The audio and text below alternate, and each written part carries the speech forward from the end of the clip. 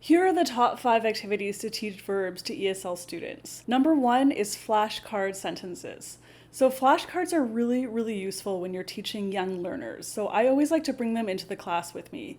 So you can do something as easy as just getting students to make a sentence with the words. So in this case, you'd want to bring kind of action words. So maybe there's a picture of someone like kicking a soccer ball. The students can make a sentence.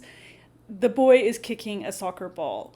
Or maybe someone has like a glass of water or something like that. They could say the person is drinking water. So that's just a very simple way to focus on verbs for lower level learners.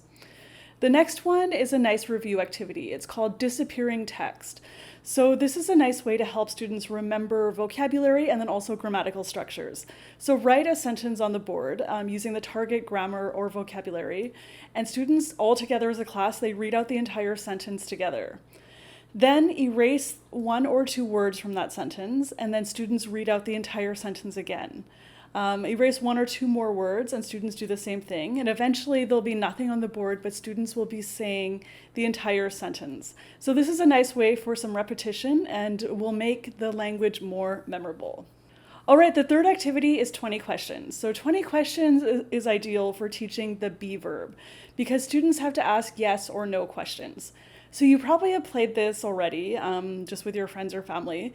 It's when you think of a noun, so a person, a place, or a thing, and then people have to ask you questions about that. So for example, is it a person? Yes or no. Is it bigger than my house? Yes or no, and that kind of thing. So that is the ultimate activity for the be verb.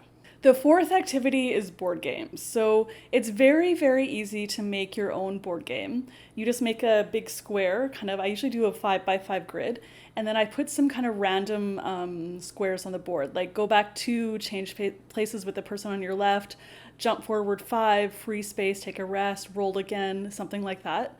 And then I fill up the rest of the board with a target grammar or vocabulary. So you could use whatever verbs you're focusing on and put some questions on the board. So for example, do you like to eat pizza? Do you like drinking beer on the weekends? Do you sleep 8 hours a night? That kind of thing. And then students, when they land on that space, they have to answer the question. If they give a grammatically correct answer that makes sense, they can stay on that square. If not, they have to go back to their previous square. The last activity for teaching verbs is vocabulary auction. So this is a fun game that takes a little bit of prep, but it's actually worth it if you're going to be using it for multiple classes. So I make some sentences with the target verbs, and then I cut them out word by word. I put students into groups and give them a set amount of money. And then as a class, we have an auction. So students have to bid on words that they think will help them make complete sentences. So after the auction time is over, students will put together their sentences, and they can also trade with other groups for words.